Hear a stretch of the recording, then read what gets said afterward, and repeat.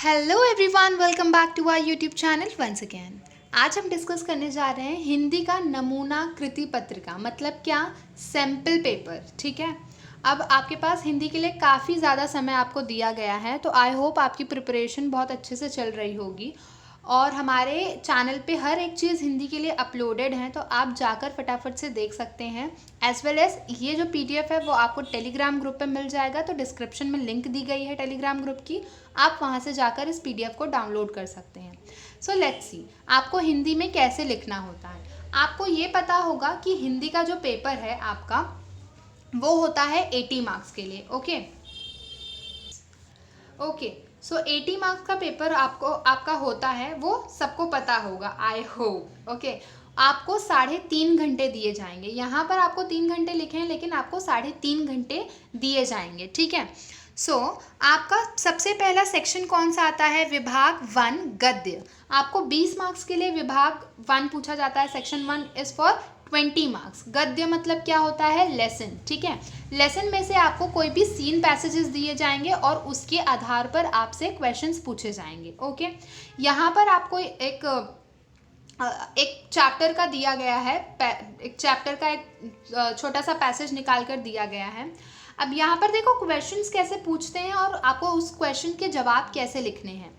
सबसे पहले संजाल पूर्ण कीजिए। अब ये जो संजाल पूर्ण कीजिए है वो उसमें क्या करना है, आपको जैसा संजाल दिया है, ठीक है, ये जो बॉक्सेस आपको दिए हुए हैं, ये सारे जो बॉक्सेस हैं, जैसे बॉक्सेस आपको दिए हैं एज इट इज़ बॉक्स आपको बनाकर उसके अंदर आपको आंसर लिखना है। तो पहले आप आंसर लिख सकते हैं, उसके बाद आप बॉक्स ड्रॉ कर सकते हैं। ठीक है, सो आप ये नहीं करेंगे कि आपने लिखा आगरा शहर का प्रभातकालीन वातावरण, फिर 1 2 3 4, ऐसा नहीं करेंगे आप। जैसा आपको दिया है स्ट्रक्चर वैसे ही आपको बनाना है और वैसे ही लिखना है। अगर आप वैसा नहीं करते हैं, कृति बनाकर नहीं लिखते हैं, तो आपको मार्क्स नहीं मिलेंगे। ठीक है, तो संभल के और अच्छे से लिखना है आपको। सेकंड क्वेश्चन क्या है? निम्नलिखित शब्दों के लिंग बदलकर लिखिए। अब यहाँ पर कैसा है, आपको ये क्वेश्चन लिखना है। क्वेश्चन लिखो या ना लिखो, इट्स योर चॉइस, बट आप लिखते हो तो that will be good. Okay, first is पत्ते, तो आपको क्या लिखना है? जो लिंग बदलकर आपको लिखना है। ठीक है, सेकेंड स्वामी स्वामिनी, ऐसे आपको लिखना है। मतलब लिंग बदल कर बोला है तो लिंग बदल कर पहले पढ़ना है। देखो वोकैबुलरीज में क्या होता है, अब यहाँ पर लिखा है कि लिंग बदल कर लिखिए, तो काफ़ी ज़्यादा बच्चे एक्साइटमेंट या फिर नर्वसनेस की वजह से लिंग पहचानना ऐसा सोचेंगे और लिख कर आ जाएंगे कुछ तो ऊट पटांग। तो पहले आपको क्वेश्चन अच्छे से पढ़ना है, उसके बाद ही उसका आंसर लिखना है, क्योंकि बेवजह कटपिट करोगे तो वो आपका ही पेपर खराब दिखेगा। Third is personal opinion. Personal opinion में आपको क्या, पर्सनल ओपिनियन मतलब आपको पैसेज में से आंसर ढूंढ के नहीं लिखना, आपको खुद का ओपिनियन लिखना है कि आप सो एंड सो सिचुएशन दिया है। फॉर एग्जांपल यहाँ पे क्या है, साधु संतों को राग विद्या की जानकारी न होने के कारण मौत की सज़ा दिया जाना क्या उचित है। जो आपका चैप्टर है, एक स्टार्टिंग का ही चैप्टर है, उसमें जो साधु संत होते हैं उनको राग विद्या नहीं आती रहती है, उनको गाना नहीं आता, गाने तो वो प्रॉपरली नहीं गाते हैं। तो वो क्या करते हैं, जब अकबर के मतलब आगरा शहर में जब वो एंटर करते हैं तो वो ऐसे ही विथआउट किसी भी सुर ताल के गाना गाने लगते हैं। और अकॉर्डिंग टू तानसेन ने जो अकबर से अपने लिए एक चीज़ मांगी थी कि अगर मेरे अलावा कोई भी यहाँ गाना गाता है तो उसका और मेरा कंपटीशन होगा, और जो उस कंपटीशन में अगर वो हार गया, उस कंपटीशन में जो सामने वाला बंदा है हार गया गाना गाने में मुझसे, तानसेन से, तो उसको फांसी की सज़ा, मौत की सज़ा सुनाई जाएगी। तो वैसे ही जो मतलब अज्ञान साधु और संत थे, उन्होंने आगरा शहर में एंट्री की और उन्होंने बिना लय के गाना गाया और उनको फांसी की सज़ा सुनाई गई, मतलब मौत की सज़ा सुनाई गई। तो आपके अकॉर्डिंग क्या ये सज़ा सही थी या फिर गलत थी? आपका क्या ओपिनियन है? आपका ओपिनियन हाँ भी हो सकता है, आपका ओपिनियन नहीं भी हो सकता। तो ज़्यादातर ट्राई करिए कि आप पॉजिटिव ओपिनियन दीजिए। आपका ओपिनियन है, आप कुछ भी दे सकते हैं, एकदम आप इंडिपेंडेंट हैं उसके लिए, लेकिन ट्राई करिए कि आप पॉजिटिव ही दें, क्योंकि अगर आप पॉजिटिव ओपिनियन देते हैं तो उतना एग्जामिनर नहीं पढ़ता। लेकिन अगर आपने नेगेटिव ओपिनियन दिया है तो हो सकता है, प्रोबेबिलिटी है कि आपका जो आंसर है वो जो एग्जामिनर चेक कर रहा है आपकी पेपर, पेपर जो चेक कर रहा है वो थोड़ा ध्यान से पढ़ सकता है, तो ट्राई करिए कि आप वैसा कुछ ना करें, ठीक है। अब यहाँ पर यहाँ पर देखिए आपको मार्किंग स्कीम कैसे बताएं। अब ये जो संजाल पूर्ण कीजिए है उसमें कैसे 4 बॉक्सेस हैं। कितने बॉक्सेस हैं? 4 बॉक्सेस हैं। तो एक बॉक्स के लिए हाफ मार्क्स, दूसरे के लिए हाफ, ऐसे करके 4 बॉक्स के लिए आपको मिलते हैं 2 मार्क्स। सेम एज लिंग बदला जो था, ठीक है, लिंक बदल कर लिखिए में भी 4 क्वेश्चंस दिए थे, एक क्वेश्चन आपको हाफ मार्क्स के लिए है, वैसे 4 क्वेश्चन आपको 2 मार्क्स के लिए, और ये जो स्वमत है वो भी आपको 2 मार्क्स के लिए। अगर 2 मार्क्स के लिए स्वमत पूछा है तो मतलब कुछ भी लिखना नहीं है, कुछ अच्छा सा जो रिलेटेबल हो वो लिखना है। एटलीस्ट आपको हाफ पेज लिखना है 2 मार्क्स के लिए, ठीक है। और एक बात ध्यान में रखनी है कि पर्सनल ओपिनियन के क्वेश्चन कभी भी एग्जाम में छोड़ के नहीं आने का, क्योंकि वो हमारा ओपिनियन होता है और 1 या 1.5 मार्क्स मिल सकता है। बिकॉज हिंदी है तो आपका ग्रामेटिकल मिस्टेक हो सकता है, स्पेलिंग मिस्टेक हो सकता है, मात्रा यहाँ वहाँ हो सकता है, ठीक है। सो आपका हाफ मार्क्स कट सकता है, लेकिन आपका खुद का ओपिनियन है तो आपको 0 मार्क्स मिलेगा, ऐसा नहीं होगा। इसके लिए हमेशा पर्सनल ओपिनियन लिखने का ही लिखने का, ज़्यादा शानेगिरी नहीं करने का कि बाद में लिखूंगा ये वो ऑल दैट, ओके। ऐसे ही आपको दूसरे पैसेज के लिए भी सेम चीज़ है, ठीक है, कोई भी बदलाव नहीं है। वोकैबलरी में बदलाव हो सकता है, विरुद्धार्थी या विरुद्धार्थी पूछा जा सकता है, फिर सिनोनिम्स जो होते हैं समानार्थी पूछा जा सकता है, लिंग बदला, लिंग पहचानो या फिर वचन बदला, ऐसी सारी चीज़ें आपको पूछी जा सकती हैं, ठीक है। नेक्स्ट क्या है आपके पास, यहाँ पर आपको प्रश्न क्रमांक 1E में निम्नलिखित प्रश्नों में से किन्हीं 2 प्रश्नों के उत्तर लगभग 60 से 80 शब्दों में लिखिए, ऐसा बताया है। यहाँ पे आपको 60 से 80 शब्दों में कोई भी 2 आंसर आपको लिखने हैं। आपको 3 आंसर्स दिए जाएंगे और आपको कोई भी 2 आंसर्स लिखने हैं, ओके। नाउ यहाँ पर आपको 60 से 80 शब्द बोला है, इसका मतलब हाफ पेज वो आंसर होना चाहिए। और ये इस क्वेश्चंस के लिए, इन क्वेश्चंस के लिए आपको कोई भी पैसेज नहीं दिया जाएगा। सो आपको ये जो क्वेश्चंस हैं उनको पहले से ही पढ़कर रखना पड़ेगा, ठीक है। थोड़ा सा जो बोलते हैं ना, समझ के रखो आप पढ़ के पहले से। प्रश्न क्रमांक 1 बड़ी ई, साहित्य संबंधी सामान्य ज्ञान। साहित्य संबंधी सामान्य ज्ञान में मैंने आपको पेपर पैटर्न वाली वीडियो में बताया था बच्चों कि आपको ये जो लेसन के कवि होते हैं उन्होंने क्या किया है क्या नहीं किया है वो सारी चीज़ें पूछते हैं। तो सबसे पहला क्वेश्चन यहाँ पे क्या है कि सुदर्शन जी का मूल नाम क्या है। तो ऐसा क्वेश्चन आपको मोस्ट प्रोबेबली पूछा जा सकता है। 4 में से केवल 2 के आंसर आपको लिखने हैं और ये 2 मार्क्स के लिए आता है आपको, ठीक है। अब यहाँ पर सुदर्शन जी का मूल नाम बद्रीनाथ है, ठीक है। अब यहाँ पर विभाग 2 में आ जाइए, पद्य 20 अंक का है और जो साहित्य संबंधी था, साहित्य संबंधी आपको याद करके जाना है क्योंकि वहाँ पे आपको पैसेज नहीं रहेगा। तो आप साहित्य संबंधी याद करके जाओ, आपका 2 मार्क्स आपके मुट्ठी में है, ठीक है। स्पेलिंग एरर ना करना। पद्य मतलब पोयम, 20 अंक के लिए ये भी है। अब यहाँ पर देखो एक पोयम आपको दी जाएगी 6 मार्क्स के लिए, उसमें आपको उत्तर लिखिए। अब यहाँ पर उत्तर लिखिए में देखो आपको दिया है, पहले क्वेश्चन दिया है, उसके बाद ब्लैंक्स दिए हैं। तो आपको ये क्या करना है, पहले पूरा ये कंप्लीट द सेंटेंस है, ठीक है, ये कंप्लीट द सेंटेंस है। तो आपको पूरा क्वेश्चन लिखना है, उसके बाद जो डैश दिया है वहाँ पर आपको आंसर लिखना है। मतलब आपको इसमें क्वेश्चन लिखना कंपलसरी है। ये वाला जो उत्तर लिखिए, ये जो क्वेश्चन है इसमें आपको क्वेश्चन लिखना कंपलसरी है, ठीक है। फिर नेक्स्ट है विरुद्धार्थी शब्द, उसके बाद आता है आपका स्वमत, फिर आपको अपना विचार लिखना है, ठीक है। तो इस तरह से आपको है, ठीक है। ये सारे भी 2-2 मार्क्स के लिए आपको मिलेंगे। अब यहाँ पर क्या दिया है, सेकंड वाला है, निम्नलिखित पद्यांश पढ़कर दी गई सूचनाओं के अनुसार कृतियाँ कीजिए। सेम चीज़ है, आपको ये जो दिया है डायग्राम वो आपको बनाना है और उसमें आंसर लिखने हैं। 2 बॉक्सेस दिए हैं तो 1 बॉक्स आधा मार्क्स, 1 बॉक्स आधा मार्क्स, तो इस तरह से 1 मार्क्स मिलता है आपको इस कृति करने में, ठीक है। तो आपको दोनों भी बॉक्सेस बराबर से फिल करने हैं। अगर आप एक बॉक्स का सही आंसर लिखते हैं तो आपको आधा मार्क्स मिलता है, दूसरे बॉक्स का सही आंसर लिखते हैं तो आपको आधा मार्क्स मिलता है। वाक्य पूर्ण कीजिए करके लिखा है यहाँ पर, तो आपको जब ऐसा क्वेश्चन आता है तो आपको पूरा वाक्य लिखना पड़ता है। मतलब आप डायरेक्ट आंसर नहीं लिख सकते। आपको जो क्वेश्चन दिया है, पेड़ किसी के पाँव जो आपको क्वेश्चन दिया है वो पूरा लिखना है, उसके बाद जो ब्लैंक दिया है वो आंसर आपको लिखना है, और जो आंसर आप लिखते हो उसको अंडरलाइन कर देना है, ठीक है। अब यहाँ पर सेम है, वोकैबुलरी है, फिर अपना स्वमत है, समझ में आ रहा है। उसके बाद जो दूसरा ई है, निम्नलिखित मुद्दों के आधार पर नवनिर्माण कविता का रसास्वादन कीजिए। आपको कोई भी 4 चीज़ें आपको दी होंगी, 4 पॉइंट्स दी होंगी और एक पोएम का नाम बताया होगा, उस पोएम का रसास्वादन करना है, अप्रिसिएशन लिखना है। या फिर आपके पास एक ऑप्शन होता है कि कवि की भावुकता और संवेदनशीलता को समझते हुए चुनिंदा शेर कविता का रसास्वादन कीजिए। अब यहाँ पर जो सेकेंड वाला रसास्वादन है उसमें दूसरी पोएम दी होगी और आपको इसमें पॉइंट्स नहीं दिए होंगे, आपको इसमें पैराग्राफ फॉर्म में लिखना होगा। समझ में आया आपको? Yes, now let's move ahead.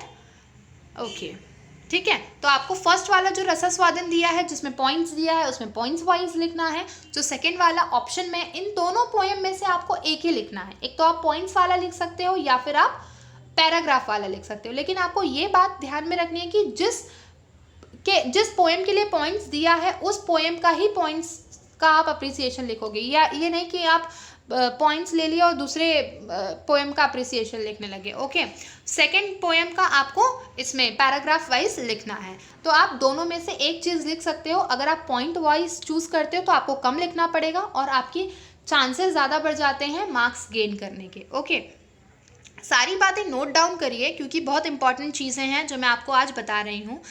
यहाँ पे दूसरा क्वेश्चन आता है हमारे पास, साहित्य संबंधी ज्ञान। अब ये साहित्य संबंधी ज्ञान किसके ऊपर पूछा जाएगा? तो पोएम के ऊपर पूछा जाएगा, पोएट्स के ऊपर पूछा जाएगा, ठीक है। जो हमने गद्य में देखा था वो लेसन, जो चैप्टर थे, चैप्टर के जो लेखक है उनके ऊपर पूछा जाता है, और ये पोएम है वो तो कवि और कावित्री के ऊपर पूछा जाएगा आपको, ठीक है। अब यहाँ पर आपको विभाग 3 में विशेष अध्ययन के लिए दिया है 10 अंक के लिए।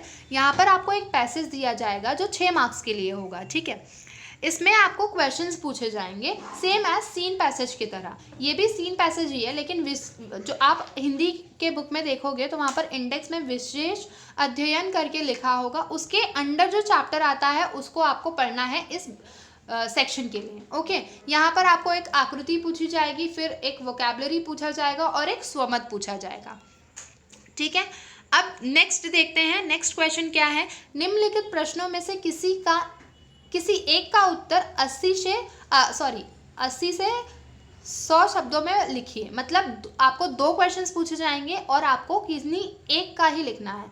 और इस चीज़ के लिए आपको याद रखना है कि ये जो क्वेश्चंस पूछे जाएंगे उनके लिए आपको पैसेज नहीं होगा। इसका मतलब क्या हुआ कि आपको इन सारे क्वेश्चंस की प्रिपरेशन घर से ही करके जानी पड़ेगी, क्योंकि आपके पास पैसेज नहीं होगा जहाँ से आप देखकर लिखेंगे, ठीक है। तो एक आइडिया रखना ज़रूरी है कि कोई क्वेश्चन अगर आता है तो आप उसको कैसे अटेम्प्ट करते हो। ये बात ध्यान में रखने की, इन सारे क्वेश्चंस को आपको छोड़ना नहीं है। आपने मेरा एक वीडियो देखा होगा कि हिंदी को हम कम से कम समय में कैसे कवर करें, मतलब आप कम से कम चीज़ें पढ़कर कैसे ज़्यादा से ज़्यादा हिंदी में स्कोर कर सकते हो। उस वीडियो की लिंक हमारे डिस्क्रिप्शन बॉक्स में आपको मिल जाएगी, वहाँ से आप जाकर ज़रूर देखना। As well as paper pattern वाली वीडियो देखना ना भूलें, बिकॉज उसमें ही आपको समझ में आएगा कि क्या क्या चीज़ें हैं आपको पढ़नी है और क्या क्या चीज़ें आपको ऑप्शन में रख सकते हैं आप, तो उससे आपको एक आइडिया मिलेगा, ठीक है। क्योंकि काफ़ी ज़्यादा समय दे दिया है तो बच्चे बहुत फ्री हो गए हैं, हिंदी चिंदी बना रहे हैं, ठीक है, बट फिर वाट लगा देगा खाली फुकट। Okay, be optimistic ma'am. निम्नलिखित प्रश्नों में से किसी एक प्रश्न का 100 से 120 शब्दों में उत्तर लिखिए। अब ये जो विभाग है, ये जो सेक्शन 4 है, वो आपको किस चैप्टर से आएगा? तो व्यवहारिक हिंदी आप देखोगे इंडेक्स में, उसके अंडर जो भी आपको लेसन्स होंगे उसके क्वेश्चंस में, उसके चैप्टर में से आएगा। अब यहाँ पर एक बात क्लियर की गई थी, मैंने पेपर पैटर्न वाली वीडियो में भी बताया है कि आपके जो स्वाध्याय होते हैं, जो आपके एक्सरसाइज के क्वेश्चंस होते हैं, वही सारे क्वेश्चंस इन सारे सेक्शन में आने वाले हैं। अब यहाँ पर आपको एक अनसीन पैसेज भी मिलेगा देखने के लिए, ठीक है, अनसीन पैसेज भी मिलेगा। मतलब आप एक तो ये जो क्वेश्चंस मैंने अभी बताया वो कर सकते हैं, कोई भी एक क्वेश्चन, या फिर आप अनसीन पैसेज भी कर सकते हैं, मतलब दोनों में भी ऑप्शन है, आपको दो में से एक आपको करना है। तो अगर आप अनसीन पैसेज करते हो तो आप ढूंढ के इजीली लिख सकते हो, लेकिन अगर आप वो क्वेश्चंस प्रिपेयर करके जाते हो तो एक ये होता है ना कि पहले से ही प्रिपरेशन करके रखा है, मतलब हम पहले से रेडी हैं कि वो क्वेश्चन आ रहा है और हम लिख रहे हैं। तो अनसीन पैसेज में क्या होता है, वोकैबुलरीज में बच्चे अटक जाते हैं कभी कभी, और कभी कभी ऐसा होता है कि जो आंसर लिख रहे हैं वो बराबर फ्रेम करके नहीं लिखते, जिसकी वजह से उनका हाफ या 1 मार्क्स कट जाता है। समझ में आ रहा है? तो अगर आप क्वेश्चन करते हो तो भी अच्छी बात है, कम से कम 1 पेज का आपको होना चाहिए, तो उसमें ज़्यादा टाइम लग जाएगा। तो आपके पास टाइम है तो उसको अच्छे से यूटिलाइज करो, पढ़ने के लिए भी टाइम है, लिखने के लिए भी टाइम है, ठीक है। सो आपको जो ईजी पड़ता है वो आप कर सकते हो, आपके पास दोनों भी ऑप्शन है, ठीक है। उसके बाद अब आपके पास आता है निम्नलिखित प्रश्नों में से किसी एक प्रश्न का उत्तर लिखिए। अब यहाँ पे भी आपको क्वेश्चन आते हैं जिसमें पैसेज आपको नहीं दिया जाता। अब इन सारे क्वेश्चंस का हमें एक ये फ़ायदा मिलता है कि हम कुछ ना कुछ तो लिख सकते हैं। समझ में आया? मतलब अगर आपने थोड़ा सा भी लेसन को भी एक बार पढ़ा है तो आप उससे देख सकते हो, क्योंकि वो साइंस तो है नहीं कि आपके दिमाग से उड़ गया, वो तो एक स्टोरी है, उसको स्टोरी की तरह समझो, उस लेसन को स्टोरी की तरह समझो, और फिर वो उस क्वेश्चन का आंसर आप प्रॉपरली फ्रेम करके लिख सकते हो। इतना तो क्रिएटिविटी दिखाओ यार।